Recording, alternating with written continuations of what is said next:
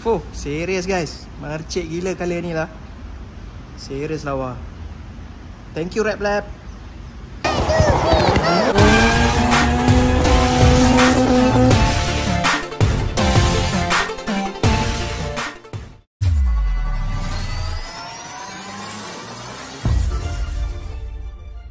Okay, Assalamualaikum guys. Bersama saya Haris Kobi So hari ni hari yang ditunggu telah tiba.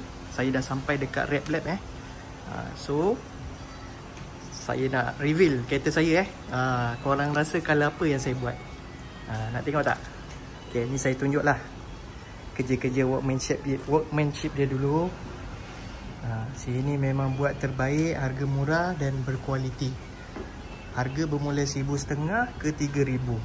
Kau boleh tengok Okay. Ni Mercedes pun ada juga yang wrap. Model memang cantik ni. Kau tengok. Ni model yang wagon ni, shooting brake. Tengok Okay. Lawa kan? Ni kalau dia wrap color meriah sikit ni masih cantik. Ni kereta owner dia lah. Dia buat. Okay, saya nak tunjuk kereta saya So dia ada Porsche ni Nissan apa ni, saya pun dah lupa dah. Okay, tak apa. Honda Jazz pun nak masuk wrap juga ni. Tengok, ni pun model ni pun nak masuk. Okay, ini dia guys. Setelah saya menunggu 3-4 hari inilah colour yang saya tukar. Colour ni adalah macam kod orange Lambo orange Lambo. So kalau korang boleh tengok, ini adalah hasil dia.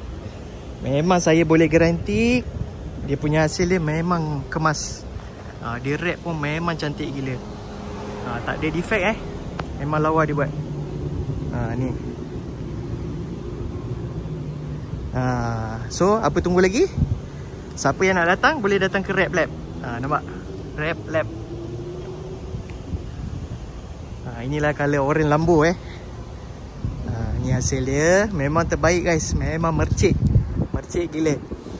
Okay, so Rap Lab HQ ni bertempat dekat section 15 Shah Alam. So siapa yang nak datang support boleh datang support sini. Cakap nama saya Haris Kobi, InsyaAllah boleh dapat diskaun sikit. Okay, stay tune untuk next video daripada saya. Alright, Assalamualaikum.